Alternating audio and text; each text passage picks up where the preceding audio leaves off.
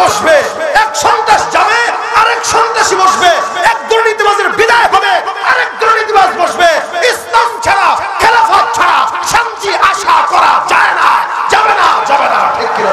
যে দেশের সংবিধানে বিসমিল্লাহ থাকে লেখা, সে দেশের সংসদে মদের আইন বৈধ রাখা। যে দেশের সংবিধানে বিসমিল্লাহ থাকে লেখা, সে দেশের সংসদে হয় মদের আইন বৈধ রাখা। বলো না কাকে রেখে কাকে ছেড়ে বলবো কথা, বলো না কাকে রেখে কাকে ছেড়ে বলবো কথা। সবই তো নাচের পুতুল মার্কিন হলো আসল খোদা, সবই তো মাছের পুতুল দিল্লি হলো আসল খোদা। দেশটা নয় তো কারো বাপের ভিটা, করবে মন চাহিলেই যখন যেটা। দেশটা নয় তো কারো বাপের ভিটা, করবে মন চাহিলেই যখন যেটা। দেশটা লক্ষ মায়ের ইজ্জতের দামে কেনা, মাটিতে মিশে আছে লাখ শহীদের রক্ত কণা। দেশটা লক্ষ মায়ের ইজ্জতের দামে কেনা, মাটিতে মিশে আছে লাখ শহীদের রক্ত কণা। শহীদের রক্তের দামে কেনা মোদের সোনার ভিটা, শহীদের রক্তের দামে কেনা মোদের সোনার ভিটা। তবে কেন অভ্যাস হলো বিদেশিদের কদম চাটা, তবে কেন অভ্যাস হলো বিদেশিদের কদম চাটা। দেশটা নয় তো কারো বাপের ভিটা, করবে মন চাহিলেই যখন যেটা।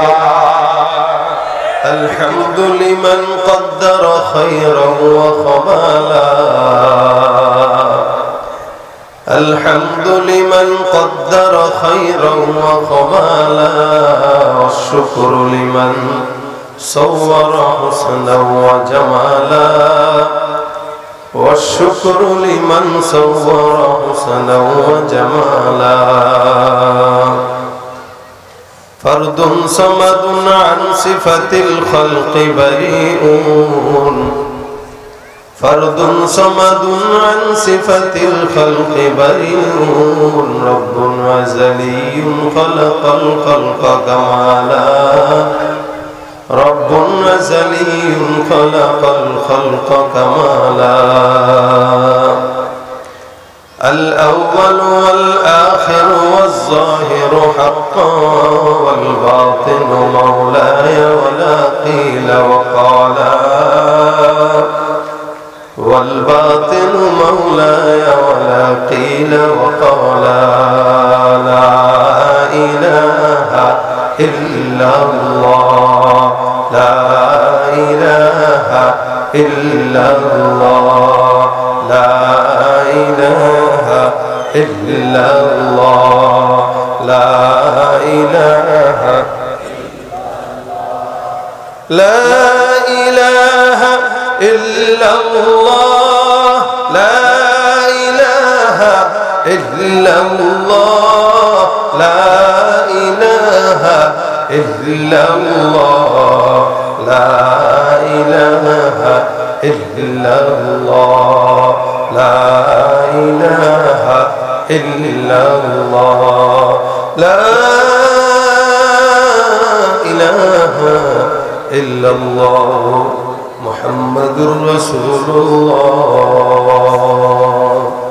صلى الله عليه وسلم. سبحانك لا علم لنا إلا ما علمتنا إنك أنت العليم الحكيم. رب اشرح لي صدري ويسر لي أمري واحلل عقدة من لساني يفقه قولي. أستغفر الله ربي من كل ذنب وأتوب إليه. لا حول ولا قوة إلا بالله العلي العظيم. الحمد لله. দারুস সালাম উলুমুল কুরআন মাদ্রাসার উদ্যোগে আয়োজিত বার্ষিক ওয়াজ মাহফিলের আজকের সম্মানিত সভাপতি, উপস্থিত ওলামা একরাম, দ্বীন প্রিয় ইসলাম প্রিয় ভাইরা, আল্লাহ পাকের দরবারে লাখো কোটি শুকরিয়া যে রব্বুল ইজ্জত ওয়াল জালাল আমাদেরকে আজকের এই দিনী মজমায় একত্রিত হয়ে আসার বসার তৌফিক দান করেছেন। কালিমাতুশ শুকর আদায় করি, সকলে বলি আলহামদুলিল্লাহ।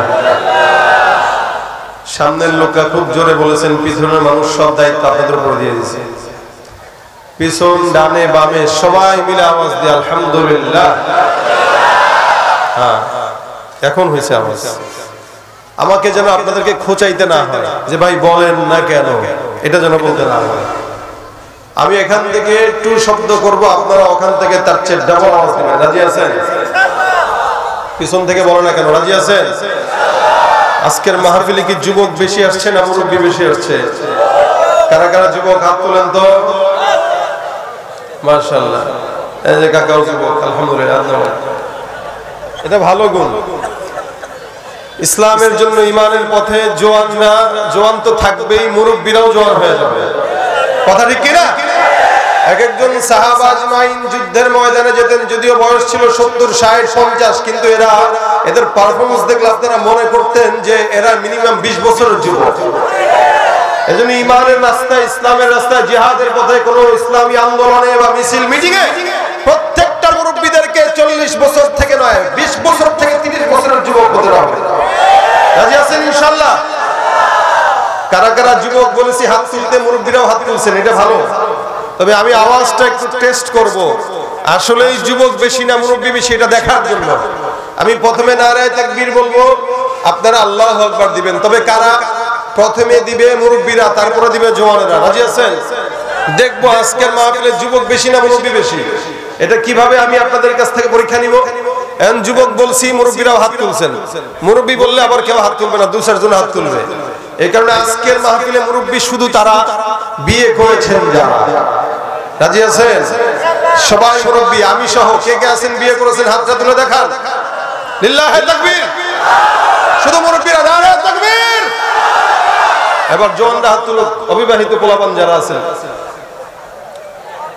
এদের দল কম, এরা ফেল মারবে 100%। ফেল মারলেও টেনশন নাই, অটো পাস। ঠিক আছে? নারায়ে তাকবীর। আরো জোরে লিল্লাহি তাকবীর। আজকের মাহফিল সফল হোক, কবুল হোক। নারায়ে তাকবীর। বিপ্লব মানে জীবন দেয়া বসে থাকা নয়, সে কোনদিন আসবে না রে করো যদি ভয়।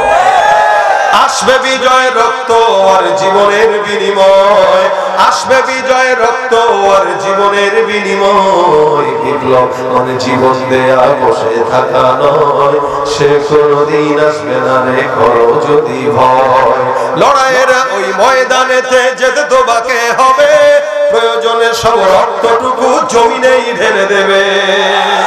লড়াইয়ের ওই ময়দানেতে যেতে তোমাকে হবে, প্রয়োজনে সব রক্তটুকু জমিনেই ঢেলে দেবে।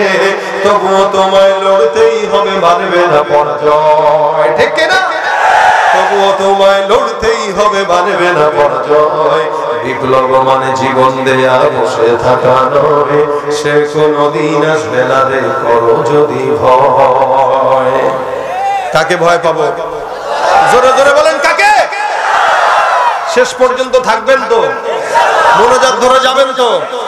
আমরা ঢাকার আলোচক, বেশি আলোচনা করি না, টেনশন নাই, কম আলোচনা করি। অল্প আলোচনা হবে, আমলের নিয়তে শুনবো ইনশাআল্লাহ। আলোচনা হবে কম, আমল হবে বেশি। কথা বলেন, কি হবে বেশি? আমল হবে বেশি ইনশাআল্লাহ। তবে যেগুলো আমি বলবো, আল্লাহ যেন আগে আমাকে আমল করার তৌফিক দেয়, তারপরে আপনাদের সবাইকে দেয়। কষ্ট হবে না তো ইনশাআল্লাহ? আপনাদেরকে একটা কষ্ট দিব, খালি মাঝে মাঝে খোঁচাবো, জবানটা খুলবেন। এটা কেন? আচ্ছা, ফুটবল খেলা হয় না, ক্রিকেট খেলা হয় না, সব ওই যখন গোল দেয় ওদের বলতে হয় না যে তোমরা একটু বলো গোল দিছি, এটা বলা লাগে না। গোল দিতে দেরি, চিল্লাইতে দেরি না। আমাদের দেশে ফুটবল প্রেমিকরা পতাকা বানায় এক একটা 10 কিলোমিটার। কি দেখেন না আপনারা? কথা কয় না, দেখছেন নি? ফুটবল খেলে পাগলে হলো 10,000 মাইল দূরে, আর আরেক পাগল যশোরের মাটিতে বসে বসে চিৎকার দেয়। কি বলেন, ঠিক না? ফুটবলের জন্য যদি গলার আওয়াজ ভাঙতে পারে, ক্রিকেটের জন্য যদি গলার আওয়াজ ভাঙতে পারে, আল্লাহর জন্য, আল্লাহর প্রেমে গলাটা আজকে ভাঙতে পারবো তো ইনশাআল্লাহ। আল্লাহ কবুল করুন।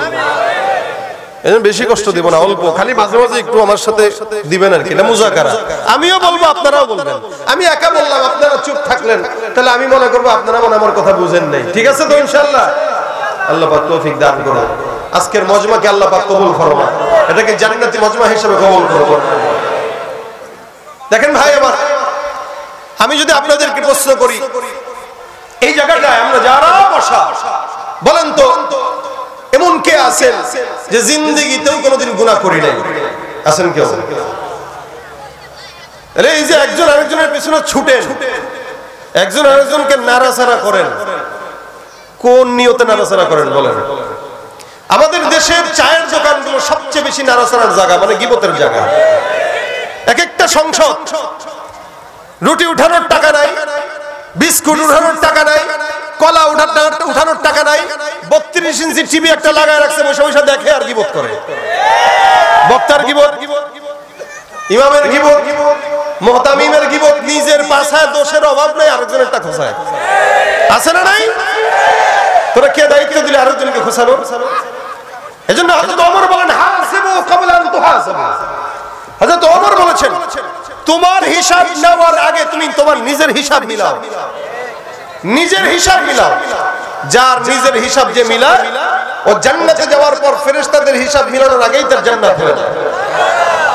হাসিবু ক্বাবলা আন তুহাসাবু, হিসাব মিলান, অন্যেরটা নয়, নিজেরটা। কাটটা নিজেরটা, নিজেরটা মিলান। অন্যের গীবত শিকায়াত করে, প্রতিহিংসা করে, পরনিন্দা করে এতটুকুন ফায়দা হবে যে নিজের আমল সব বরবাদ করবেন। ওই পোকা যেরকম কাঠ নষ্ট করে, এটা সে নষ্ট করে, আপনার এই সমস্ত অন্যের পিছনে লেগে থাকা নিজের আমল নষ্ট করে। এ কারণে নিজের হিসাব মিলানো। গুনাহগার নাই এমন কেউ নাই, সব গুনাহগার। নবীরা ছাড়া, সাহাবা আজমাইনরা ছাড়া, নবী রাসূল, সাহাবা আজমাইন, তাবেঈন, এদেরকে আল্লাহ পাক নিজ গুণে ক্ষমা করে দিয়েছেন। সুবহানাল্লাহ, নিজ গুণে ক্ষমা করে দিয়েছেন আল্লাহ। এরপরে যারা আছে এরা অধিক সব গুনাহগার, সব গুনাহগার। আল্লাহ পাক গুনাহের মজাও যেভাবে বান্দাকে দিয়েছেন, গুনাহের সাজার ভয়টাও বান্দার দিলে দিয়ে দিয়েছেন। এই ভয়ের কারণেই তো ঈমানদাররা গুনাহ করে না। আবার ভয় না থাকার কারণে ঈমানদার গরু ছাগলের চাইতে নিকৃষ্ট হয়ে যায়। কি ঠিক না? কথা কি বুঝাইতে পারতেছি আমি? তাহলে দেখেন, গুনাহগার নাই এমন কেউ নাই। তবে হ্যাঁ, আমরা 2024 সালে একটু বেশিই গুনাহগার, কারণ আমরা ফিতনা খুব বেশি পেয়েছি। যার কারণে এমন ফিতনা পেয়েছি, 60 বছর 70 বছরের মুরব্বিরা পর্যন্ত ফেসবুকে পড়ে থাকে সারাদিন। হ্যাঁ ঠিক না? ফিতনা। আমার চেয়ে ভালো যে 100 বছর আগে জন্মগ্রহণ করেছে সে, কারণ সে আল্লাহর নিকটবর্তী, রাসূলের নিকটবর্তী। যে রাসূলের যত নিকটে, সে জান্নাতের তত নিকটে। আর যে রাসূল থেকে যত পিছিয়ে, সে জান্নাত থেকে তত পিছিয়ে। আমরা তো অনেক সময় আমাদের আকাবির বুজুর্গানে দিনদেরকে গালি দেই, এরা ইসলাম বুঝে নাই। আমি বুঝছি ইসলাম, আমি হাদিস পড়ি, আমি তাফসীর পড়ি, আমি সহিহ হাদিস শিখছি। এরা কি বুঝে? অনেক সময় আমরা এটা বুঝাইতে চাই, কিন্তু এটা মনে রাখেন, যারা অতীতে চলে গেছে এরা হয়তো আপনার মতো বুঝে নাই, কিন্তু এরা জান্নাত ঠিকই কামাই করে নিয়ে গেছে। আর আপনি খুব বেশি বুঝার কারণে শয়তান কামাই করেন, জান্নাত কামাই করতে পারেন না। এজন্য অতীতের লোকদেরকে গালি দিয়েন না, এরা জান্নাতের নিকটবর্তী। আল্লাহ পাক বলেন, ওয়াস-সাবিকুনাস সাবিকুন উলাইকাল মুকাররাবুন ফি জান্নাতিন নাঈম সুল্লাতুম মিনাল আউয়ালিন ওয়া কলিলুম মিনাল আখিরিন। আচ্ছা, আমি যেটা তেলাওয়াত করলাম এটা কি আপনারা শুনছেন কোনদিন? কথা কয় না। সূরা ওয়াকিয়া, এটা কোনটা? আমার আল্লাহ পাক রব্বুল আলামিন যারা বলেন, যারা সাবিকিন হয়ে গেছে, এরাই তো আমার মাওলার নিকটবর্তী, এরাই তো জান্নাতের নিকটবর্তী। অধিকাংশ বান্দারাই তারা জান্নাতি। আর পরবর্তীতে যারা আসবে, জামানা যত সামনের দিকে আগাবে, এরা অধিকাংশ জাহান্নামী। আল্লাহ পাক রব্বুল আলামিন পয়গম্বরকে প্রেরণ করেছেন, প্রত্যেকটা নবী রাসূল জান্নাতি, কোনো সন্দেহ আছে? সাহাবা একদম জান্নাতি, কোনো সন্দেহ আছে? না না। এরপরে যত মানুষ আসবে, যে ব্যক্তি যত আমার পয়গম্বরের নিকটবর্তী, এই ব্যক্তি তত আল্লাহর জান্নাতের নিকটবর্তী। আর যে ব্যক্তি যত রাসূল থেকে দূরবর্তী, সে তত জাহান্নামের নিকটবর্তী, জান্নাত থেকে দূরে। এ মুসলমান নবীর উম্মত, খুব বুঝবেন। কারণ কি, এক সময়ের জামানা আর আজকের সময় এক নয়। আমি আমার বাচ্চাকালের অবস্থা যদি বলি, আমরা ছোটবেলায় দেখেছি আমাদের দাদিরা, আমাদের চাচারা, আমাদের চাচিরা সকালবেলা যখন উঠতো, প্রতিনিয়ত সকালবেলা একবার তেলাওয়াত, সন্ধ্যার দিকে আরেকবার তেলাওয়াত করতো। ঠিক কিনা বলেন তো? আগে মহিলাদেরকে দেখতাম, কোন হুজুর মানুষ তো দূরের কথা, পুরুষ মানুষ দেখলে গাছের আড়ালে পলায় যাইত।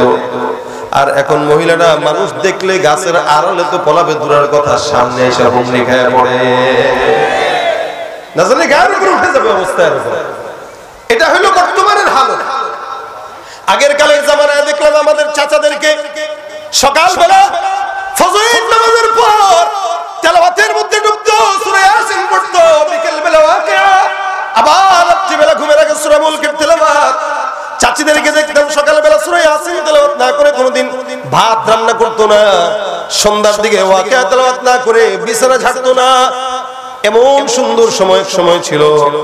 আমিও যখন ছোট ছিলাম, আমি আমার বাবা মার তেলাওয়াতের আওয়াজে ঘুম থেকে আমি আমার জেগে উঠতাম। সকালবেলা ফজরের নামাজের পর যখন জাগতাম, তাকায় দেখতাম আব্বার কানের তেলাওয়াতের আওয়াজ আমার কানে ভেসে আসতো, মায়ের জিকিরের আওয়াজ আমার কানে ভেসে আসতো। আমরা ছোটবেলায় আমাদের মা বাবার কোরআন তেলাওয়াতের আওয়াজে ঘুম থেকে জেগেছি। আর বর্তমান সময়ের ছোট ছোট বাচ্চারা মা বাবার মোবাইলের ফেসবুক আর ইউটিউবের আওয়াজে ঘুম থেকে জাগে। পার্থক্যটা এখানে। এই জন্য আল্লাহ পাক রব্বুল আলামিন বলেন, উলাইকাল মুকাররাবুনা ফি জান্নাতিন নাঈম সুল্লাতুন মিনাল আউয়ালিন ওয়া কালিলুম মিনাল আখিরিন। আমার আল্লাহ পাক রব্বুল আলামিন বান্দা গুনাহগার বান্দাকে আল্লাহ কখনো কখনো আবার সুন্দর করে হতাশার বাণী থেকে বান্দাকে ফেরত দিয়ে বান্দাকে আশার বাণী শুনিয়েছেন। গুনাহগার বান্দাকে আল্লাহ পাক রব্বুল আলামিন সুন্দর করে শোনা দেয়, হে বান্দা, লা তাকনাতু মির রাহমাতিল্লাহ, ইন্নাল্লাহা ইয়াগফিরুয যুনুবা জামিআ, ইন্নাহু হুয়াল গফুরুর রহিম।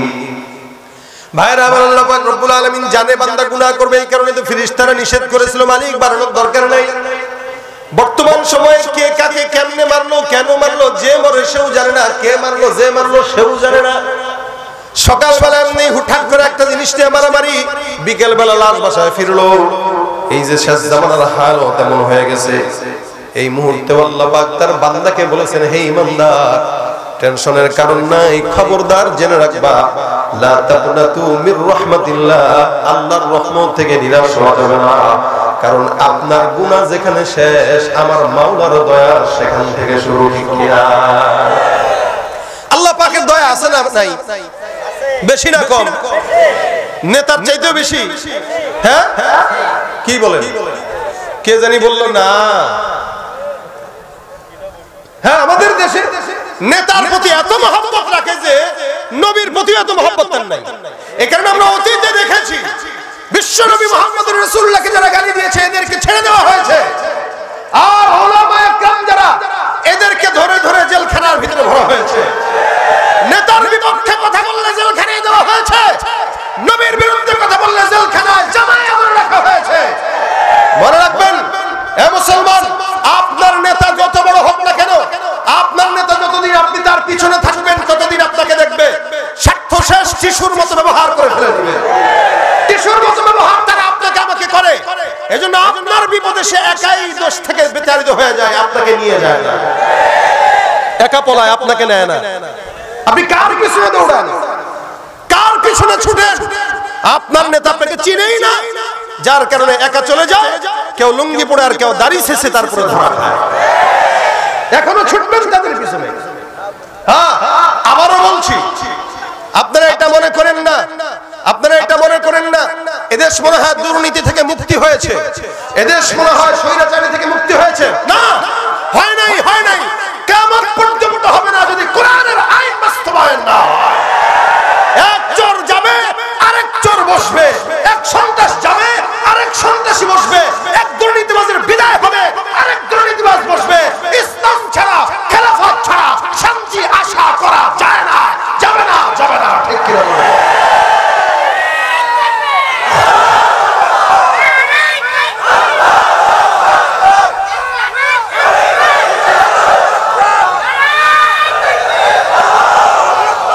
যে দেশের সংবিধানে বিসমিল্লাহ থাকে লেখা, সে দেশের সংসদে মদের আইন বৈধ রাখা।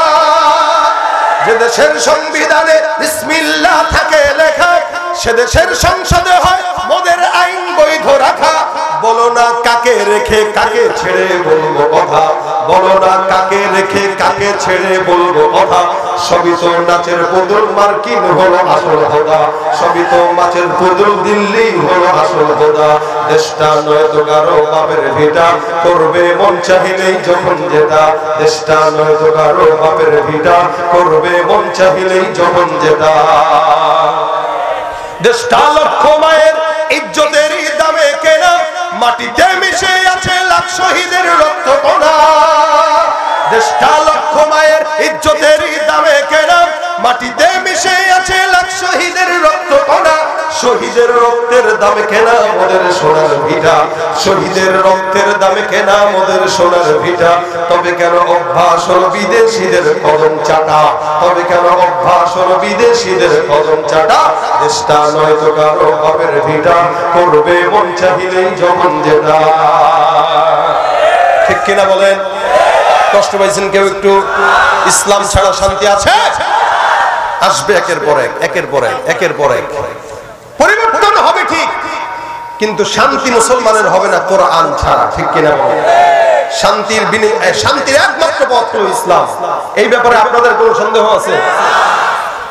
যা কথা আমার এটা না, কথা বলছিলাম ওইটা। বান্দা যত যেখানে গুনাহ শেষ। দুনিয়ার মানুষের মতো আল্লাহ মানুষের বন্ধু এরকম না, দুই নাম্বার বন্ধু না, এক নাম্বার বন্ধু। রাত্রি 3টা হোক, 2টা হোক, 2:30টা হোক, মালিককে ডাকবেন, মালিক শুনে না? কথা কয় না? আপনারটা শুনে আমারটা শুনে না, এরকম কিছু? আচ্ছা, দুনিয়ার কোন মানুষকে একবারের জায়গায় 10 বার ডাকবেন, বেজার হয়ে যাবে, কিরে এতবার ডাকো কেন? কিন্তু আল্লাহকে যা ডাকলে আল্লাহ পাক বেজার হয়ে যায়। এটা হলো বন্ধু। এই কারণে আল্লাহ পাক রব্বুল আলামিন বলেন, ফাযকুরুনি আযকুরুকুম ওয়াশকুরুনি ওয়া লা তাকফুরুন। আমাকে আগে স্মরণ করো, তারপর আমি তোমাদেরকে স্মরণ করব। ঠেকাটা আপনার আর আমার, ঠেকাটা আল্লাহর নয়। যার কারণে আল্লাহ পাক বান্দাকে জানায় দেয়, এই বান্দা তুমি আমাকে ডাক দাও। কেমনে ডাকবা বলে, যদি একবার ডাকো 10 বার সারা দিব। 1 বিঘা আগাও 1 হাত আগাবো, 1 হাত যদি আগাও 10 হাত আগাবো। আল্লাহ পাক রব্বুল আলামিনের দিকে বান্দা একটু আগায়, আল্লাহ পরিপূর্ণটা আগায়। কোন বান্দা জমিনের মধ্যে আল্লাহকে 1000 মানুষের সামনে ডাক দেয়, আমার আল্লাহ আসমানের হাজার হাজার ফেরেশতার সামনে বান্দার জিকির আদায় করে। এ ভাইরা আমার, এই কারণে বান্দা গুনাহগার, এটাই তো স্বাভাবিক। গুনাহ করবে মুমিন, আমার আল্লাহ পাক রব্বুল আলামিন ক্ষমা করার জন্য বান্দার জন্য অপেক্ষমান। যার কারণে আল্লাহ পাক বান্দাকে আসমানে এসে ডাক দেয়, আলামিন মুস্তাগফির। এমন কোন চানেওয়ালা চাও, বলো চাও, আমি আল্লাহ তোমাকে দেওয়ার জন্য হাজির। আল্লাহ পাক রব্বুল আলামিনকে বান্দা যদি ডাকার মতো ডাকে, আমার মাওলা শুনে। এইজন্য নবী করিম সাল্লাল্লাহু আলাইহি ওয়াসাল্লাম হাদিসের মধ্যে বর্ণনা করে, কোন ইমানদার বান্দা যখন একবার বলবে আস্তাগফিরুল্লাহ রাব্বি মিন কুল্লি যামবি ওয়া আতুবু ইলাইহি, আমার পয়গম্বর বলে এতটুকুন শব্দ যদি কোন ইমানদার বান্দা তার জবান দিয়া বলে, আল্লাহ পাক রব্বুল আলামিন ওই বান্দার গুনাহ যদি সমুদ্রের ফেনা পরিমাণ সমান হয়, আল্লাহ পাক ক্ষমা করে দেয়। সুবহানাল্লাহ, জোরে বলেন আওয়াজ দিয়ে।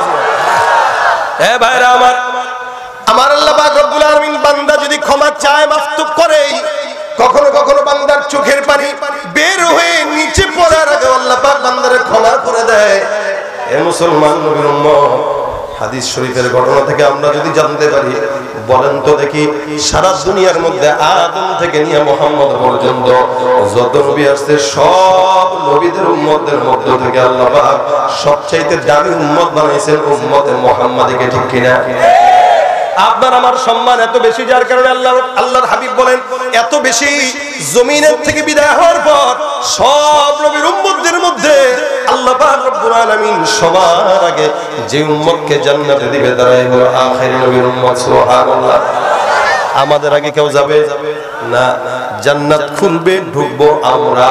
আল্লাহ পাক এত সম্মানিত বানাইলেন, যেখানে আপনাকে আমাকে আল্লাহ পাক এত সম্মানিত করলেন, সেখানে অন্য সব নবীরা ফেল, নবীর উম্মতরা ফেল, আমাদের নবী আর আমরাই হলাম সবার আগে। সুবহানাল্লাহ। আল্লাহর হাবিব সাল্লাল্লাহু আলাইহি ওয়াসাল্লাম হাদিসের মধ্যে ঘটনা বর্ণনা করেন। নবী করিম সাল্লাল্লাহু আলাইহি ওয়াসাল্লাম বলেন, আগের কালের বনি ইসরাইলের জামানার একজন লোক ছিল গুনাহগার, এত বড় সন্ত্রাস, প্রতিনিয়ত খালি মানুষকে খুন করতো, যাকেই পাইতো তাকেই খুন করতো। এখানে এমন কেউ আছেন যে খুন করছেন? হ্যাঁ, থাকলেও বলবে না, বলবে থাকলেও বলবে না, কিন্তু রাজনৈতিক কন্দলে ঠিকই একটা একটা পিটাইছে, পিটাইছে না? খুন করনে ওয়ালা লোক অনেক আছে। এই লোক আজীব লোক, সে একটা না দুইটা না 99টা খুন করছে। কয়টা? 99টা। আচ্ছা কোন দেখি যে এই লোক 99টা খুন করছে, এর কয়বার মিনিমাম ফাঁসি দেওয়া দরকার ছিল? 99 বার। তা 99 বার ফাঁসি দেওয়ার আসামি। হঠাৎ করে মাথার মধ্যে আসছে, মালিক এত অন্যায় করলাম, এত গুনাহ করলাম, আল্লাহ মেহেরবানি করে আমারে মাফ করে দিও। একটু ইহসাস আসছে ভিতরে। আল্লাহর বান্দাটা গেছে একটা আবেদের কাছে। আবেদ বুঝেন নি, ইবাদত করে যারা আবেদ, আলেম না আবেদ। মনে রাখবেন ইলম ছাড়া আবেদের দাম নাই। আল্লাহর হাবিব সাল্লাল্লাহু আলাইহি ওয়াসাল্লাম বলেন, এ মুসলমান যত আবেদ হোক না কেন, 1000 আবেদের চাইতেও একজন আলেম আল্লাহর দরবারে অনেক দামি। সুবহানাল্লাহ। আবেদের কাছে গেছে, যায় বলে, ভাই আমি তো খুন করছি ভাই 99টা, এখন মনে চাইতেছে একটু আল্লাহর কাছে মাফ টাফ চাই। আল্লাহ কি মাফ টাফ করবেনি আমারে? একটু বলে দেখবেন নি? আবার দেখ দেখ ইন্না লিল্লাহ করছে কি? 99টা খুন আপনি করছেন? বলে হ্যাঁ রে মিয়া, দাঁড় ভাগেন।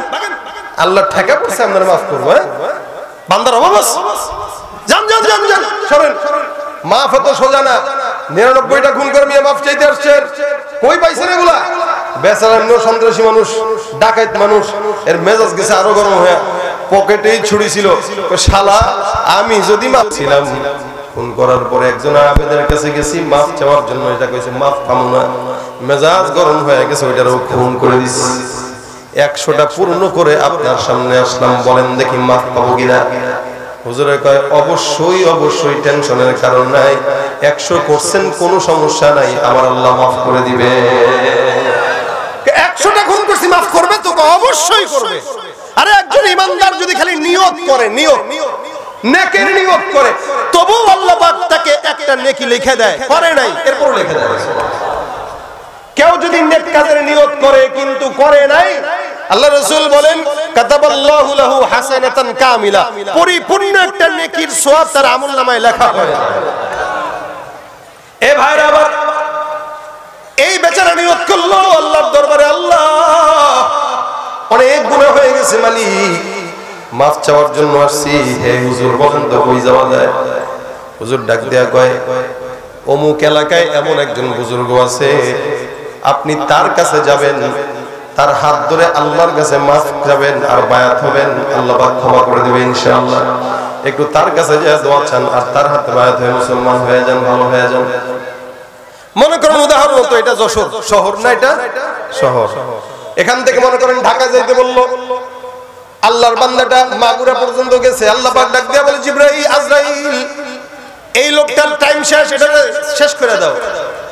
আজরাইল ডাক দেয়া, মালিক এটা তো তওবা করবে। আল্লাহ কয় যাও, মাফ তো না, তওবা তো করতে গেছে, হায়াত তো শেষ হয়ে গেছে, এটার হায়াত শেষ যেহেতু এটার জান কবজ করে নাও। আজরাইল জান কবজ করে নিল। বান্দার এখানে হায়াত শেষ, ঢাকা পর্যন্ত যাবার কথা, মাগুরা গেছে, বেশি গেছে না কম গেছে? কম গেছে। অনেক রাস্তা বাকি, এখন প্রায় 170 কিলো বাকি। এ মুসলমান নবীর উম্মত, মাত্র গেছে অল্প রাস্তা, 50 কিলো বাকি আছে, 150 কিলো। ইন্তেকালের পর ফেরেশতারা দুই ভাগে ভাগ হয়ে গেছে, একদল কয় জান্নাতি আর একদল কয় জাহান্নামী। জাহান্নামের ফেরেশতারা কয় আল্লাহ এটা তো গুনাহ করছে, 100টা খুন করছে, মাফ কেমনে হবে? আবার জান্নাতের ফেরেশতা কয় মালিক এটা তওবার নিয়ত করেছে, তওবা করতে পারে নাই, জান কবজ করছো, আয় আল্লাহ এই বান্দা নিয়ত করছে, নিয়তের বদৌলতে মাফ করে দাও। আল্লাহ পাক রব্বুল আলামিন কয় যা যা, কার কথা শুনবো? তোরা কস একটা, এরা কয় একটা, একটা কাজ কর। এই বান্দা যে তওবার জন্য রাস্তায় রওনা হয়ে গেছে, দেখ বান্দা কোন জায়গায় যায় মারা গেছে। বান্দা তার ঘর থেকে যে স্থানটায় মারা গেছে, ওই স্থানটা তওবার রাস্তা যদি বেশি হয় জান্নাতি, আর তওবার রাস্তা যদি কম হয় তাহলে জাহান্নামী। যাও মাপা শুরু করো। আল্লাহ পাকের আদেশে ফেরেশতারা রাস্তা মাপা শুরু করে দিল। ফেরেশতারা মাপা শুরু করলো এদিক দিয়ে। আচ্ছা বলেন তো জমিনটা কার?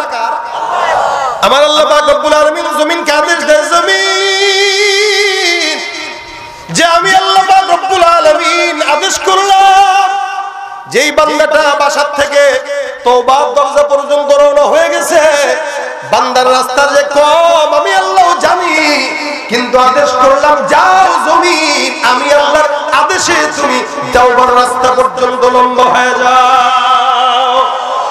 তুমি পারো করতে মোচন অভাব দুঃখী লোকের, তুমি পরম মুক্তি দাতা মালিকে জগতের, তুমি পারো করতে মোচন অভাব দুঃখী লোকের, তুমি পরম মুক্তি দাতা মালিকে জগতের। তোমার কাছে চাই যে পানা, তোমার কাছে চাই যে পানা, আমরা প্রতিদিন তোমার দয়ায় পূর্ণ আমার সাহানি শিরিন। আল্লাহ তুমি দয়ার সাগর, আল্লাহ তুমি দয়ার সাগর, রহমানুর রহিম, তোমার দয়ায় পূর্ণ আমার সাহানি শিরিন। দয়া করছেন কে? আল্লাহ। এদিক দিয়ে জমিন আদেশ দেয়া বললো জমিন লম্বা হয়ে যাও। ফেরেশতারা মাপা শুরু করে দিল, 1 হাত 2 হাত 3 হাত করে করে তাকায় দেখে বান্দা বাসার থেকে তওবার দিকে রওনা হয়ে গেছে। বান্দার বাসার থেকে তওবার রাস্তাটা আল্লাহর আদেশে লম্বা হয়ে গেল। আমার আল্লাহ পাক ডাক দেয়া বলে যাও বান্দার জন্য আমি আল্লাহ জান্নাত লিখে দিলাম। এমন একজন বান্দা যে বান্দাটা 100টা খুন করলো, 100 খুন করার পরও মালিক যদি তাকে মাফ করতে পারে, তাও বনি ইসরাইলের বান্দা আপনার মতো আমার মতো গুনাহগার বান্দাকে আমার আল্লাহ ক্ষমা করতে পারে কি পারে না? তাহলে চাওয়া লাগবে না? কথা কয় না, লাগবে কি না? কার কাছে? নেতার কাছে? আল্লাহর কাছে। এই জন্য আমার আল্লাহ পাক ডাক দেয়া বলেন ফাকুল তুস্তাগফিরু রাব্বাকুম ইন্নাহু কানা গফফারা।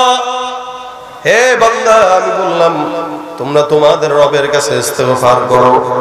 ইস্তিগফার মানে আল্লাহর কাছে মাফ চাওয়া, ক্ষমা চাওয়া। একটু শব্দ একটা আছে রাসূল সাল্লাল্লাহু আলাইহি ওয়াসাল্লাম হাদিসে শিখিয়ে দিয়েছেন আস্তাগফিরুল্লাহ। কি এতটুকু না, বেশি দরকার নেই। কেউ যদি আস্তাগফিরুল্লাহ বলে আমার আল্লাহ পাক রব্বুল আলামিন তাকে maaf করে দেন। এ মুসলমান, আল্লাহ পাক রব্বুল আলামিনের এক বান্দা হাসান আল বসরি, অনেক বড় একজন বুজুর্গ মানুষ। উনি একবার মজলিসের মধ্যে বসা, আমি যেমন আপনাদের সামনে বসা, মজলিসের মধ্যে বসে আছেন। দূর থেকে একজন বান্দা আসলেন, ডাক দেয়া বলেন হুজুর আমি অনেক গুনাহগার, গুনাহ করতে করতে পাহাড় সমান গুনাহ হয়ে গেছে, আমি জানি না মাফ পাবো কিনা। এমন একটা ছোট্ট আমল শিখায় দেন যে আমলের কারণে আল্লাহ আমাকে ক্ষমা করে দিবেন। কি নিয়ে আসছেন? গুনাহগার। গুনাহগার। হাসান বসরি ডাক দেয়া বলেন যাও যাও, গুনাহগার যদি হও ইস্তিগফার পড়ো। ইস্তিগফার কি পড়বে বলেন তো? গুনাহগার বান্দা গুনাহের জন্য আসছে, যে হুজুর এমন কোন আমল শিখায় দেন যে আমলটার কারণে আল্লাহ পাক maaf করবে। হাসান বসরি ডাক দেয়া বলতেছেন যাও যাও ইস্তিগফার আদায় করো। হঠাৎ করে তাকায় দেখে 2 নাম্বার আরেকজন বান্দা আসছে, এসে ডাক দেয়া হুজুর আসমান থেকে বৃষ্টি বন্ধ হয়ে গেছে, যার কারণে ফসল হয় না। এমন একটা আমল শিখায় দেন যে আমলের কারণে আসমান থেকে বৃষ্টি আসবে। হাসান বসরি ডাক দেয়া বলেন যাও ইস্তিগফার করো, যাও। প্রথম জন যে আসছে গুনাহ মাফের জন্য, তাকেও কি বলল? ইস্তিগফার। দ্বিতীয় যে আসছে আসমান থেকে বৃষ্টি নাই, তাকে কি বলছে? ইস্তিগফার। তৃতীয় জন আরেকজন আসছে, সেটা দেখো হুজুর আমার সম্পদ নাই, অভাব, টাকা পয়সা নাই, গোশত খাইতে পারি না, ডিম কিনে খাইতে পারি না। আগে তো ডিম ছিল 12 টাকা পিস, এখন হয়ে গেছে 16 টাকা। বাড়ছে না? কথা কয় না, বাড়ছে না? তাহলে যে বললেন পরিবর্তন, পরিবর্তনে দেশে হবে না। ও যারাই বসাবেন এরকমই হবে, ঠিক কিনা বলেন? সেদিন একজন দোকানদার বলতেছে, হুজুর ভালো কথা, আগে মানে কি বলে চান্দা দিতাম দিনে 200 টাকা, এখন তো বরকত হয়েছে, এখন 300 টাকা বরকত হয়েছে না?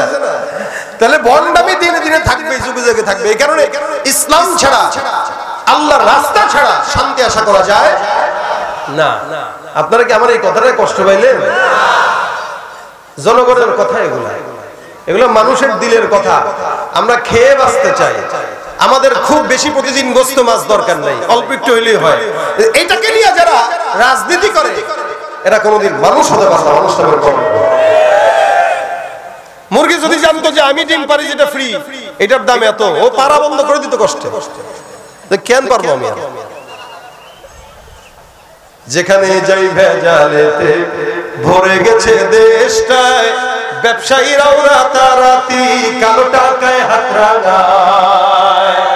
ভেজাল থেকে বাঁচতে হলে, ভেজাল থেকে বাঁচতে হলে খোলা রাখো কান। ওরা শিক্ষিত শয়তান, ওরা শিক্ষিত শয়তান, ঠিক কিনা? তাহলে কিসের জন্য আসছে তৃতীয় লোক? টাকা নাই, টাকা নাই, অভাব। হুজুরে ডাক দেখো, হুজুর এমন কোন আমল দেন যে আমলের কারণে আল্লাহ পাক সম্পদ দান করবে। হুজুর যাও বাসায় বসে বসে ইস্তেগফার করো। কি 3 জনকে একই আমল দিলেন। আবার 4 নম্বর একজন এসে ডাক দেখো, হুজুর আমার বাচ্চা নাই, এমন আমল শিখায় দেন যে আমলের কারণে সন্তান দিবে আল্লাহ। আমাদের দেশের মানুষ যদি বাচ্চা না হয় আজমির শরীফে যায়, খাজা বাবার দরবারে যায়, বন্ড পীরের কাছে যায়, বাবা গো একটা সন্তান দেন। আরে বাবা যদি কবরের মধ্যে কথা বলতে পারতো, বাবা বলতো, বাবারে আমার নিজেরই তো সন্তান ছিল না, তোর সন্তান দিব কোথা থেকে? বাবার দরবারে বিবি নিয়ে চলে গেছে, হুজুর একটু ফুয়ায় দেন, এজন্য সন্তান হয়। হুজুরের তো ওই কোয়ালিটির বাপ। আমাদের দেশে মাজারগুলো যেগুলো আছে, যেখানে গাঁজা খাওয়া হয় আর পূজা করা হয়, এগুলো সব শিরকের আড্ডাখানা, ঠিক কিনা বলেন? মনে রাখবেন, কোন পীরও জান্নাতে যাবে এটার কোনো গ্যারান্টি নেই। গ্যারান্টি আছে? কোন বাবার কাছে, পীরের কাছে, মাজারে যায় সন্তান চাওয়া যাবে? যাবে? কেউ যদি চাইবেন থাকবে?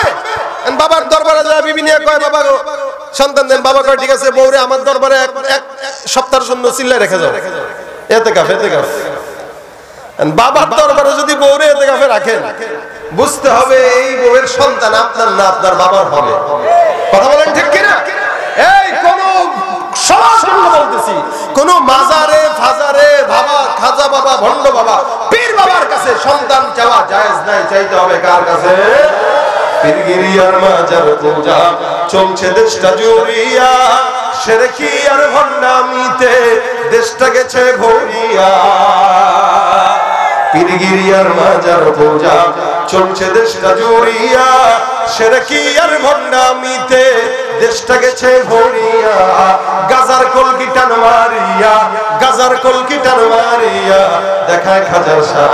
ওরা শিক্ষিত শয়তান, ওরা শিক্ষিত শয়তান, ওরা দুর্নীতির ওই আখড়ায় বসে, দুর্নীতির ওই আখড়ায় বসে জাহির করে জ্ঞান, কলম দিয়ে কামায় টাকা ধরে সাধুর বাপ। ওরা শিক্ষিত শয়তান, ওরা শিক্ষিত শয়তান, ওরা শিক্ষিত শয়তান। আলেম নামেও কত দেখো টাকার মোহে পড়িয়া, স্বার্থের পিছে দৌড়াইতেছে কোরআন হাদিস ছাড়িয়া। আলেম নামেও কত দেখো টাকার মোহে পড়িয়া, স্বার্থের পিছে দৌড়াইতেছে কোরআন হাদিস ছাড়িয়া।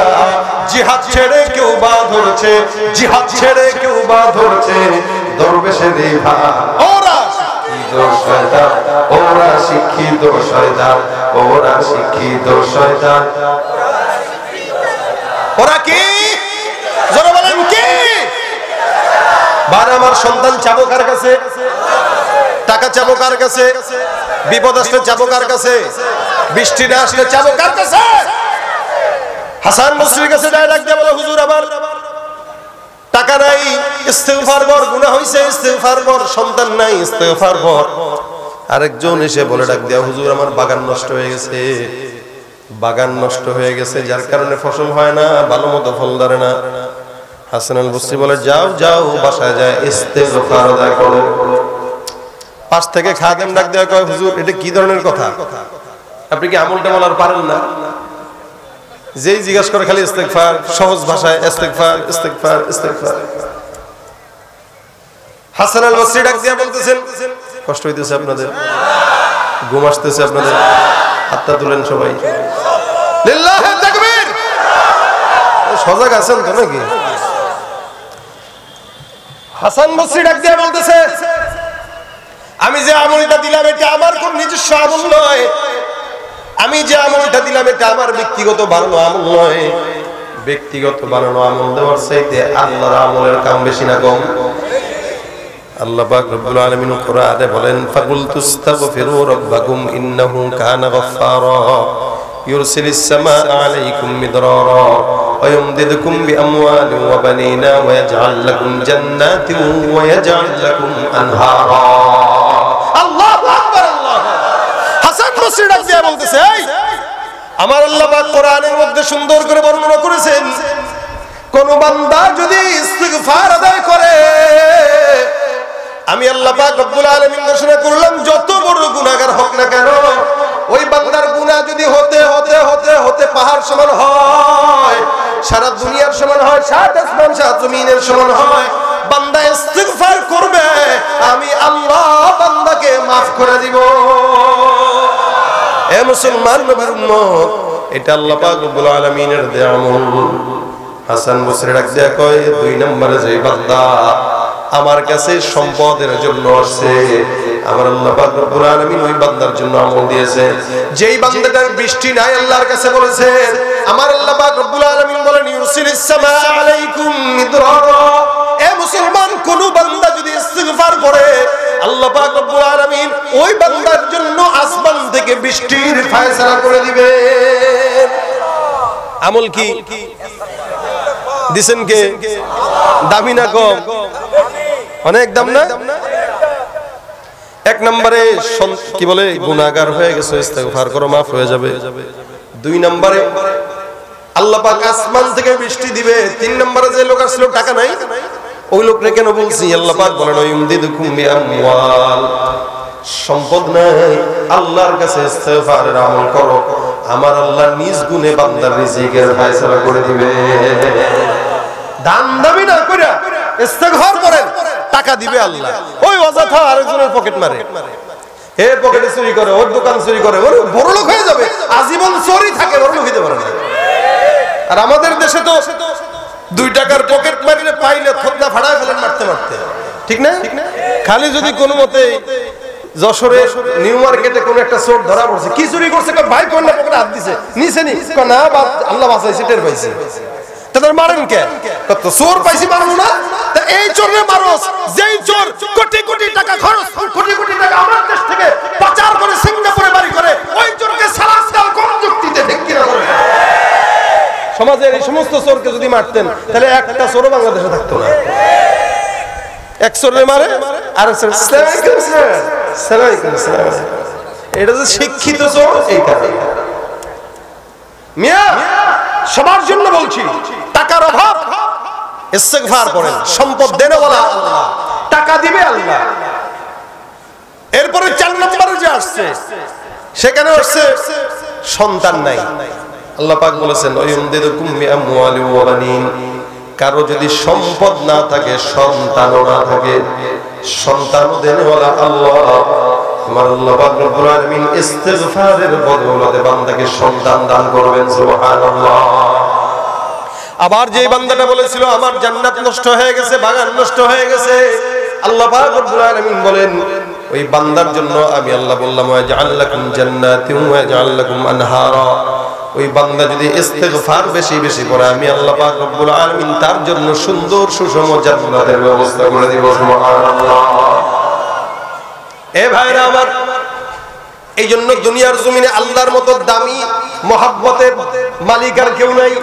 সুতরাং যতই বিপদে পড়েন না কেন, গুনাহ থেকে শুরু করে যত বিপদ আছে, মুসিবত আছে, নবী করিম সাল্লাল্লাহু আলাইহি ওয়াসাল্লাম বলেন, কেউ যদি মহা মুসিবতের মধ্যে পড়ে, আমাদের দেশে মামলা মুকদ্দমার ভয় আছে, মামলা মুকদ্দমা আছে, আমাদের দেশে অনেক বড় পেরেশানি আছে, ব্যবসা করতে পারে না, এদিক দিয়া সমস্যা, ওদিক দিয়া চাঁদাবাজি, এই যে পেরেশানি, রাসূল বলেন, মান লাজিমাল ইস্তিগফার জাআলাল্লাহু লাহু মিন কুল্লি হাম্মিন ফারজা। কোন ইমানদার বান্দা যদি জবানের মধ্যে ইস্তিগফার আদায় করে নেয়, যত বড় পেরেশানি দুশ্চিন্তা হোক না কেন, আমার আল্লাহ তাকে দুশ্চিন্তা মুক্ত দান করবেন। সুবহানাল্লাহ। পেরেশান হয়ে গেছেন, ইস্তিগফার করুন। রাসূল সাল্লাল্লাহু আলাইহি ওয়াসাল্লাম বলেন, যতই কঠিন কাজ হোক না কেন, চাকরি দিতে যাইতেছেন, ইন্টারভিউ দিতে যাইতেছেন, বাবার কাছ থেকে কলম পড়া না নিয়ে ইস্তিগফার করেন। আল্লাহ পাক রব্বুল আলামিনের হাবিব বলেন, যতই বড় কঠিন রাস্তা হোক না কেন, আল্লাহ পাক রাস্তা সহজ করে দিবেন। সুবহানাল্লাহ। শুধু তাই নয়, রিজিকের অভাব যদি থাকে, ওয়ারযুকুহু মিন হাইতু লা ইয়াহতাসিব, এমন জায়গা থেকে রিজিকের ব্যবস্থা করে দিবে আল্লাহ পাক রব্বুল আলামিন, এমন জায়গা থেকে কল্যাণের ব্যবস্থা করবে, রিজিকের ব্যবস্থা করবে। রাসূল বলেন, বান্দা কোনদিন কল্পনা করতে পারবে না। হায়, আমল একটাই, কিন্তু সমস্যা অনেক, বাচ্চা নাই, বিবি নাই, হ্যান নাই, তেন নাই, ঝামেলা আর ঝামেলা। আল্লাহ বলেন, আমল একটা, একদম সহজ, গালও ব্যথা হবে না, মুখও ব্যথা হবে না, টেনশনও লাগবে না, টাকাও খরচ হবে না, কষ্টও হবে না, আমল ছোট্ট। আস্তাগফিরুল্লাহ। কি নিজে পড়বে, অন্যকে পড়াবে, এটা হলো। আবার কেউ কেউ বলেন, ইস্তিগফার যদি কেউ বান্দা পড়ে, কোন বান্দা পড়ে, আল্লাহ পাক রব্বুল আলামিন ওই বান্দাটাকে মুস্তাজাবুদ দাওয়া বানায় দিবেন। সুবহানাল্লাহ। মুস্তাজাবুদ দাওয়া, মুস্তাজাবুদ দাওয়া বুঝেন তো আপনারা? এটা হলো আল্লাহর কাছে যেই দোয়াই কবুল চাবেন, ওই দোয়াই আল্লাহ পাক কবুল করে নেবেন। এটাকে মুস্তাজাবুদ দাওয়া বলা, যা চাবেন তাই আল্লাহ পাক কবুল করে নেবেন। ইমাম আহমদ ইবনে হাম্বল রাহমাতুল্লাহ আলাইহি অনেক বিশাল বড় একজন ইমাম, 4 ইমামের অন্যতম ইমাম। ইমাম আহমদ ইবনে হাম্বল রাহমাতুল্লাহ আলাইহি একদিন কোন একটা জায়গা দিয়ে হেঁটে যায়, এশার নামাজ হইল, নামাজ আদায় করলেন, নামাজ আদায়ের পর মসজিদে থাকবেন, মসজিদে ঘুমানোর জন্য তৈয়ার হইতেছেন। খাদেম ডাক দেয়া বলে, কে? বলে, আমি একজন মুসাফির। না না, মসজিদের মধ্যে থাকা যাবে না। আমাদের দেশে কিছু ভাইরা আছে, তাবলীগ জামাত যদি মসজিদে যায় দেখবেন বের করে দিতে যায়, পছন্দ করে না।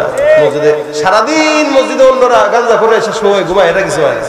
আর বাংলাদেশের জাতীয় মসজিদ হলো সবচেয়ে বেশি অবহেলিত, বাইতুল মুকাররম সবচেয়ে বেশি অবহেলিত। যত বাইতুল মুকাররম আর পল্টনের গাঁজাখোর আছে, সারাদিন মসজিদের ভিতরে নামাজ পড়ার জন্য মসজিদে থাকে, কিন্তু আপনি একটু যে সুন্দর করে বসবেন, তেলাওয়াত করবেন, উঠাই দিবেন।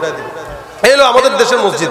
মসজিদ উন্মুক্ত করা দরকার সবার জন্য, 24 ঘন্টা খোলা থাকবে, কারণ একজন আল্লাহর বান্দা পেরেশানিতে থাকবে, মসজিদে যাবে যাতে তার দিল শান্তি হয়ে যায়, এটা উচিত ছিল। আচ্ছা, আপনারা সত্যি করে বলেন, মসজিদে গেলে দিলে শান্তি লাগে কিনা? যত বড় গুনাহগার হোক। ইমাম আহমদ ইবনে হাম্বল মসজিদে থাকবেন, মুয়াজ্জিন থাকতে দেয় না, খাদেম থাকতে দেয় না।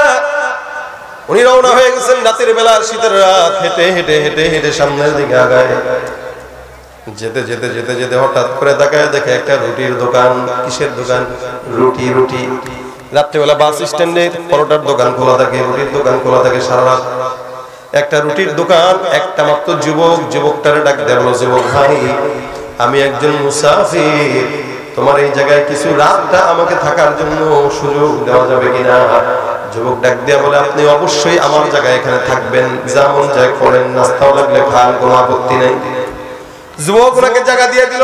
আহমদ ইবনে হাম্বল রাহমাতুল্লাহ আলাইহি বসলেন, চুলার মধ্যে আগুন পোহাইলেন, আর চুলার আগুনে সুন্দর করে বসে বসে কিতাব মুদ্রা করতেছেন।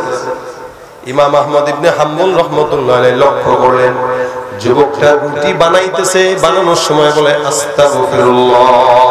কি বলে? রুটি উঠাইতেছে, বলে আস্তাগফিরুল্লাহ। রুটি চুলায় দিতেছে, আস্তাগফিরুল্লাহ। কেউ কেউ আসতেছে রুটি নেওয়ার জন্য, তার হাতে দিল, বলে আস্তাগফিরুল্লাহ। আবার কেউ রুটি নিতেছে, বলে আস্তাগফিরুল্লাহ। আবার টাকা দিতেছে, বলে আস্তাগফিরুল্লাহ। অর্থাৎ যুবকটা যতক্ষণ আহমদ ইবনে হাম্বল রাহমাতুল্লাহ এখানে ছিলেন, ততক্ষণ তাকায়া দেখে এই যুবকটার জবানের মধ্যে আস্তাগফিরুল্লাহ, আস্তাগফিরুল্লাহর জিকির। ইমাম আহমদ ইবনে হাম্বল মনে মনে ভাবে কি রে এত বড় বুজুর্গ, এত বড় বুজুর্গ, একটা রুটিওয়ালা 24 এতক্ষণ ধরে আমি এখানে আছি, তার জবানে একটা শব্দ ছাড়া কোনো শব্দ আমি শুনতে পাচ্ছি না। এই যুবকটা কে রে? আহমদ ইবনে হাম্বল রাহমাতুল্লাহ আলাইহি ডাক দিয়া কয়, এ যুবক তুমি কে? যুবক ডাক দিয়া বলতেছে, হুজুর আমি একজন সাধারণ মানুষ। এতবার তুমি ইস্তিগফার কেন করো? বলে ইস্তিগফার করার কারণ হলো ইস্তিগফারের কারণে আল্লাহ পাক রব্বুল আলামিন আমার মতো নালায়েক বান্দাকে মুস্তাজাবুদ দাওয়া বানিয়ে দিয়েছে। আমি এই আমলটা করে মুস্তাজাবুদ দাওয়া হইছি। আসলেই সত্যি কথা? কিভাবে বুঝলা? আমি আমার এই জীবনে যত দোয়া করেছি এমন কোন দোয়া নাই যেটা আল্লাহ কবুল করে না।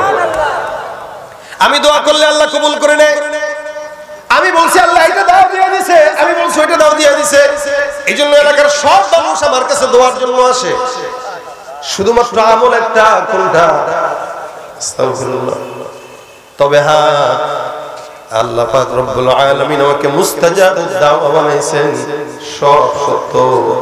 কিন্তু আমার সব দোয়া কবুল করলেও মালিক রব্বুল আলামিন আমার একটা দোয়া আজ পর্যন্ত কবুল করে নাই।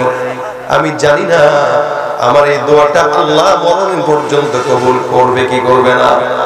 ইমাম আহমদ ইবনে হাম্বল রাহমাতুল্লাহ আলাইহি বলেন, যুবক ভাই তুমি যেই দোয়া আল্লাহর কাছে চেয়েছো, আল্লাহ পাক যেই দোয়াটা কবুল করে নাই, আল্লাহ পাক রব্বুল আলামিন ওই দোয়াটা আল্লাহর কাছে তুমি কি করছো আমাকে একটু শোনো যাবে। তোমার মতো এমন একজন মুস্তাজাবুদ দাওয়া, সব দোয়া করেছো আল্লাহ পাক রব্বুল আলামিন কবুল করছেন, কিন্তু এমন কোন দোয়া যেটা আল্লাহ কবুল করে নাই আমারে বলা যাবে কিনা? আহমদ ইবনে হাম্বল রাহমাতুল্লাহি আলাইহির কথা শোনার পর যুবক ডাক দিয়ে বলে, হ্যাঁ হ্যাঁ আমি আল্লাহর দরবারে এতবার দোয়া করছি, আল্লাহ আমি জমিনের মধ্যে সব দোয়া করলাম তুমি কবুল করলা, কিন্তু একটা দোয়া এখনো পর্যন্ত কবুল করো নাই। সেটা কি? আমি আমার মাওলার কাছে বলেছি, মালিক এই জমিনের ভিতরে সবচেয়ে বড় বুজুর্গ আলেম দ্বীন ইমাম আহমদ ইবনে হাম্বলকে আমার নজরে একবার হলেও মরণের আগে দেখা দিয়ে দিও। আহমদ ইবনে হাম্বল ডাক দিয়া কয়, চোখের পানি ছেড়ে কেঁদে কেঁদে ডাক দিয়া বলে, যুবক রে তুই কি জানোস তোকে আল্লাহ পাক কত পছন্দ করে, কত কবুল করে? তোর সব দোয়া আল্লাহ পাক রব্বুল আলামিন কবুল করেছেন, কিন্তু যেই দোয়াটা আল্লাহ পাক রব্বুল আলামিন তুই মনে করলে কবুল করে নাই, আল্লাহ পাক তোর এই দোয়াটা সবচেয়ে উত্তম ভাবে সম্মানের সঙ্গে কবুল করেছেন, যার কারণে তোর দোকানের মধ্যে ইমাম আহমদ ইবনে হাম্বলকে কান ধরে নিয়ে বসায় দিয়েছে। হে ভাইরা আমার, ইমাম আহমদ ইবনে হাম্বল যে এটাই যুবকটা জানে না, যার কারণে যুবক বুঝে নাই। যুবক ডাক দেখো, কি কি কি বললেন? আমার দোকানে তো আপনি ছাড়া কেউ নাই, আপনি কে? আহমদ ইবনে হাম্বল বলে, আমার নাম আহমদ ইবনে হাম্বল। যুবকটা আল্লাহওয়ালাকে জড়ায় ধরে ডাক দেখো, হুজুর ইস্তিগফারের এত ফজিলত আমি নিজের চোখে দেখলাম, এর চাইতে বড় ফজিলত করব আমল আর আমি পাই না। এই জন্য ভাইরা আমার, ইস্তিগফার বহুত বড় ফজিলতপূর্ণ আমল, যেটা আবার আল্লাহ স্বয়ং দিয়েছেন।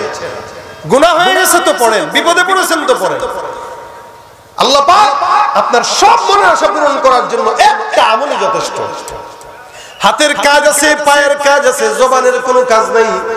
জবানের একটা মাত্র কাজ বানায় রাখবেন, আস্তাগফিরুল্লাহ আস্তাগফিরুল্লাহ আস্তাগফিরুল্লাহ আস্তাগফিরুল্লাহ আস্তাগফিরুল্লাহ।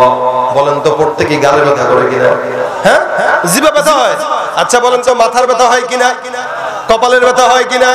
কানের ব্যথা হয় কিনা? কানের ব্যথা হয় না? কান ব্যথা হয় না? কথা বুঝেন নাই। কান কি ব্যথা করে কিনা? এমনি মাথা ব্যথা করে কিনা? পেটও ব্যথা করে কিনা? সব অঙ্গ ব্যথা আছে, লেকিন জিহ্বা কোনোদিন ব্যথা হয় না। কারণ কি? জিহ্বা দিয়া বান্দা আল্লাহর নামের জিকির আদায় করে, ঠিক কিনা? লা ইলাহা ইল্লাল্লাহ লা ইলাহা ইল্লাল্লাহ লা ইলাহা ইল্লাল্লাহ লা ইলাহা ইল্লাল্লাহ লা ইলাহা ইল্লাল্লাহ লা ইলাহা ইল্লাল্লাহ লা ইল্লাল্লাহ লা ইলাহা ইল্লাল্লাহ লা ইলাহা ইল্লাল্লাহ। মজা লাগে কি লাগে না? মাওলা তোমায় ভালোবেসে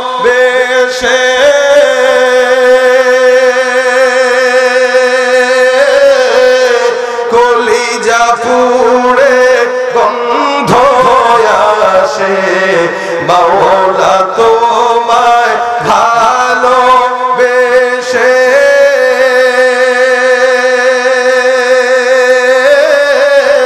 কলিজা পুড়ে গন্ধ আসে, আমি তোমার নূরে যাব মিশে, তোমার নূরে যাব মিশে, দূরে ঠেলে দিও না, পুরে পুরে ছাই হইল এই যে পাগলের সিনা, মাওলার ইশকে জলে আগুন নিভাইলে যে নিভে না, পুরে পুরে ছাই হইল এই যে পাগলের সিনা,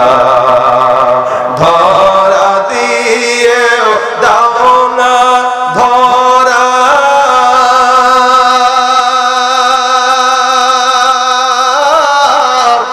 কাছে থেকেও দাও না সারা, এই বুকেতে বইছে খরা, বইছে খরা, না পাওয়ারি যাত না, পুরে পুরে ছাই হইল এই যে পাগলের সিনা, পুরে পুরে ছাই হইল এই যে পাগলের সিনা।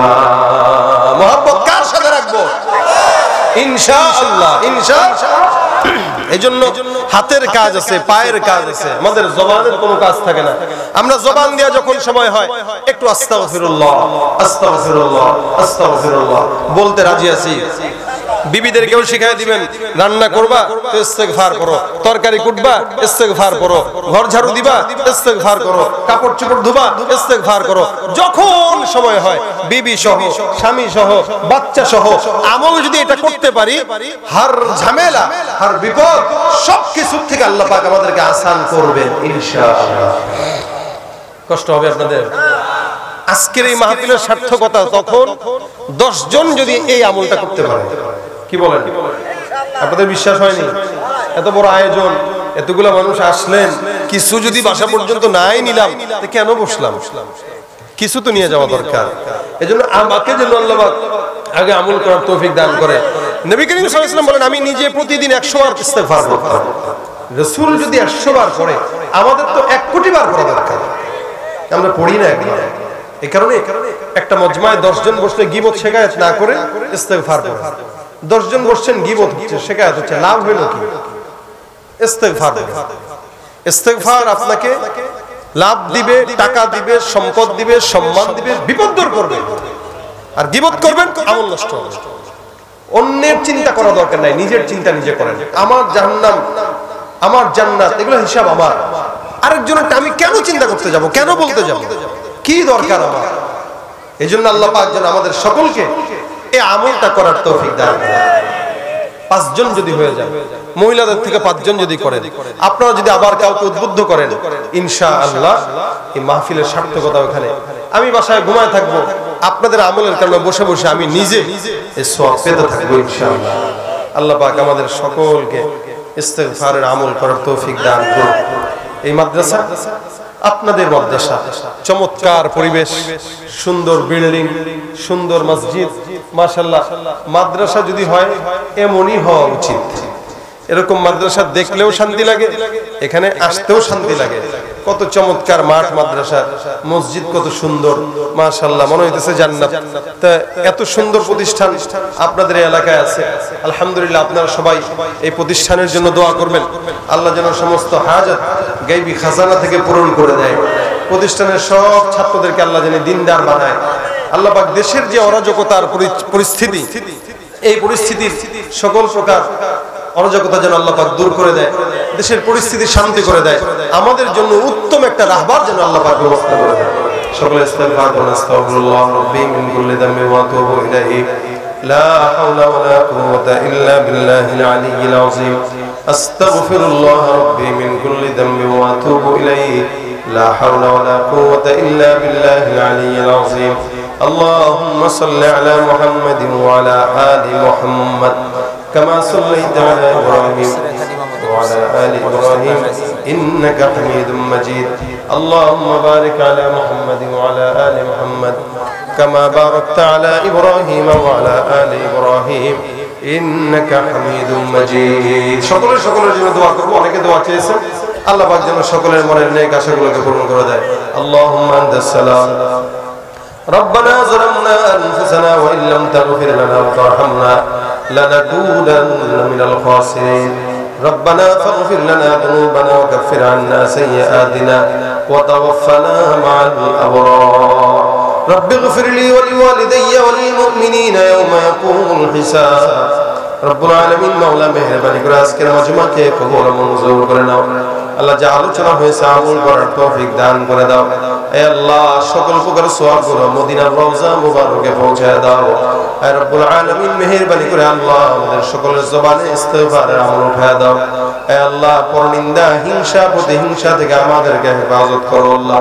হে রব্বে কারীম মেহেরবানি করে আমাদের মিত্র অনেক অসুস্থ দোয়া চেয়েছেন হে আল্লাহ এই মসজিদের 12 বছরের ইমাম সাহেব ইমামতি করেছিলেন আল্লাহ উনি অসুস্থ মুরব্বি হয়ে গেছে হে আল্লাহ উনাকে সুস্থতার হায়াত দান করে দেন হে আল্লাহ মা বোনদেরকে সুস্থতার হায়াত দান করেন হে আল্লাহ প্রত্যেকটা ঘরে ঘরে শান্তি বর্ষণ করে দেন রব্বুল আলামিন যুবকদেরকে দিনদার বানায় দেন নেককার বানায় দেন পরহেজগার বানায় দেন হে আল্লাহ পাঁচ ওয়াক্ত নামাজি বানায় দেন আল্লাহ হে রব্বে কারীম মেহেরবানি করে আল্লাহ আমাদের মধ্যে যাদের মা বাবা দাদা দাদি নানা নানি ভাই বোন আত্মীয় স্বজন অন্ধকার কবরে শুয়ে আছে প্রত্যেকের কবরগুলোকে জান্নাতের বাগান বানায় দেন আল্লাহ রব্বুল আলামিন যাদের মা বাবা জীবিত আল্লাহ মা বাবাকে সুস্থতার হায়াত দান করেন হে আল্লাহ অভাবগ্রস্তদের অভাব দূর করে দেন ঋণগ্রস্তদের ঋণ পরিশোধ করার তৌফিক দান করে দেন বিপদগ্রস্তদের বিপদ থেকে হেফাজত করেন হে আল্লাহ সন্তান সম্ভাবনারীদেরকে আসানের সঙ্গে জমিনে সন্তান আসার তৌফিক দান করেন আল্লাহ যাদের সন্তান হয় না নেককার সন্তান দান করে দেন আল্লাহ